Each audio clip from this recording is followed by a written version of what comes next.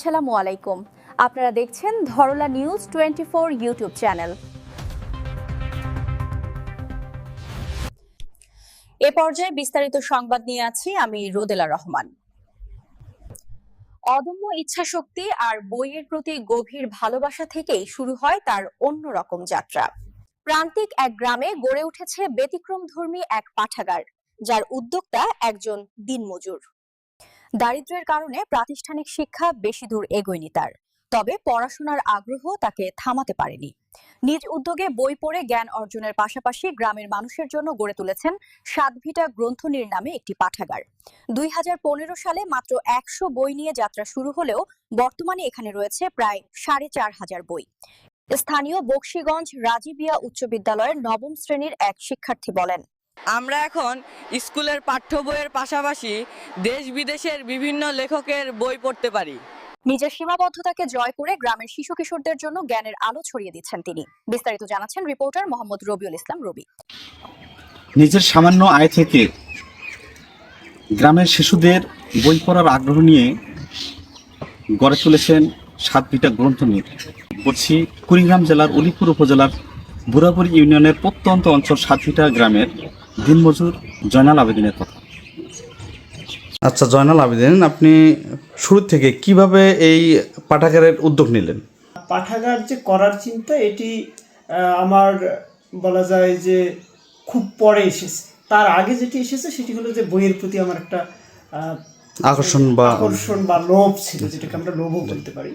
তো সেই জায়গা থেকে যখন আমার বই পাঠ শুরু হলো, বই সংগ্রহ করার চেষ্টা শুরু হলো, তখন বই সংগ্রহ করতে গিয়ে যখন আমি বইয়ের যে রবীন্দ্রনাথকে খুঁজে পেলাম, কাজী নজরুলকে খুঁজে পেলাম, আলাউদ্দিন আল আজাদকে খুঁজে পেলাম, বিভূতিভূষণ বন্দ্যোপাধ্যায়কে খুঁজে পেলাম, তো এই যে মানুষগুলোর লেখা যখন আমি পড়লাম তখন আমার মনে হলো যে আসলে এটি তো আমার এককভাবে না, এটা আমার, এটা তো শুধু আমি যদি একা জানি বা এটা যদি আমি একা শুধু পড়ি সেটি তাহলে তো হয় না, এটি সবার জন্য হওয়া দরকার। সেই চিন্তা থেকেই আসলে পাঠাগারটা করার একটা চিন্তা, যাতে এই বইগুলো আমি যদি বই সংগ্রহ করতে পারি বা বই এগুলো তাহলে আমাদের এলাকার বা প্রত্যন্ত অঞ্চল হিসেবে সাধারণ ছাত্রছাত্রী বা সবাই পড়তে পারবে। এখন প্রতিনিয়ত কীরকম আপনি ছাত্রছাত্রীর আসতেছেন? এটি আসলে আমরা জানি যে বই পাঠ যে কাজ এটি খুবই শক্ত কাজ, এটি অনায়াস যে কেউ মানে বই পাঠে আগ্রহ হয় না।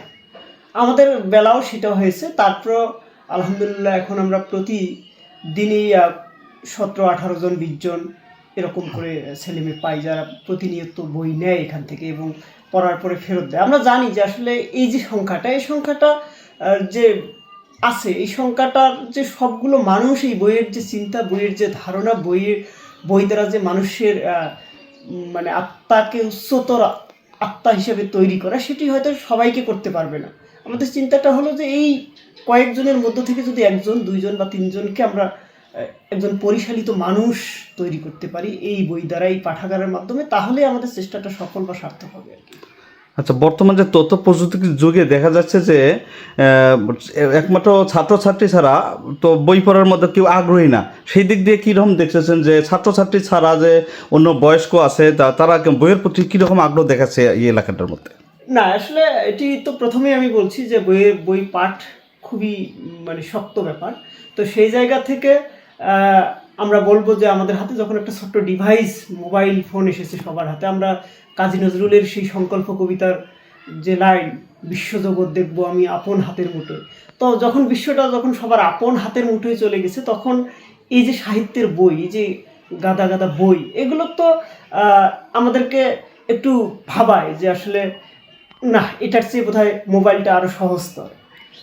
তো সে জায়গা থেকেও কিন্তু মোবাইলের মাধ্যমে কিন্তু আমরা বই পাঠ করতে পারছি। এটাকে আমরা একবারে ধরবো না যে আসলে মোবাইল যে ডিভাইসটি এটি আমাদের জন্য কি বলবো যে অভিশাপ, এটি কিন্তু আশীর্বাদও, কারণ এটার ব্যবহারের যে পরিমিতি সেটা যদি আমরা ঠিক রাখতে পারি। তো সেই জায়গা থেকে আমরা চেষ্টা করে যাচ্ছি যে আসলে মোবাইল থেকে বেরিয়ে, মাদকাসক্ত থেকে বেরিয়ে বই পাঠের প্রতি মানুষ আসুক। তো সেই জায়গায় চিন্তা করলে আমাদের বড়দের পাঠক সংখ্যাটা খুবই কম। আমরা যাদেরকে নিয়ে সবচেয়ে বেশি কাজ করছি তারা হলো শিশু কিশোর, এবং যারা এখন পর্যন্ত এই পৃথিবীটাকে সাজানোর সময় যাদের কাছে আছে আর কি, আমরা তাদেরকে নিয়ে কাজ করছি।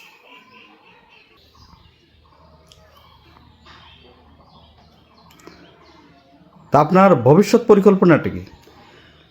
আমাদের ভবিষ্যৎ পরিকল্পনা হচ্ছে যে বইকে পাঠকের আরও কাছাকাছি নিয়ে।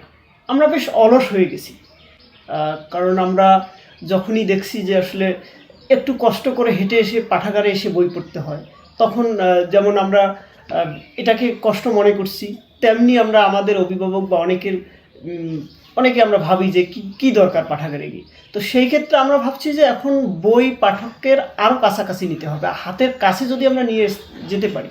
আমাদের পরিকল্পনা আছে যে আমরা স্কুলে, আমাদের ইউনিয়নের যে উচ্চ বিদ্যালয় বা মাধ্যমিক বিদ্যালয়ের কথাই বলি, সেগুলোর কাছাকাছি বই নিয়ে যাওয়া।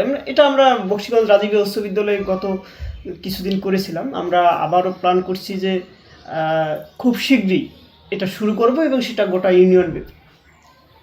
তা এখানে বর্তমানে আপনার দেশি এবং বিদেশি সহ কত বইয়ের সংখ্যা কীরকম আছে? আমাদের এখানে প্রায় 4200-র মতো বই রয়েছে, 4200 বই। তার মধ্যে রয়েছে ছোটদের বই, তারপরে হলো গল্প, কবিতা, উপন্যাস, প্রবন্ধ, ভ্রমণ, অনুবাদ, গবেষণা, ধর্মীয়।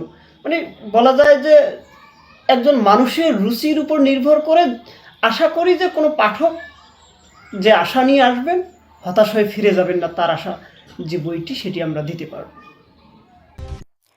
ভিডিওটি ভালো লাগলে লাইক, কমেন্ট ও শেয়ার করে সবাইকে দেখার সুযোগ করে দিন।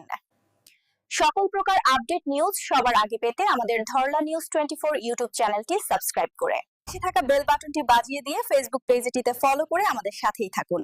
আল্লাহ হাফেজ।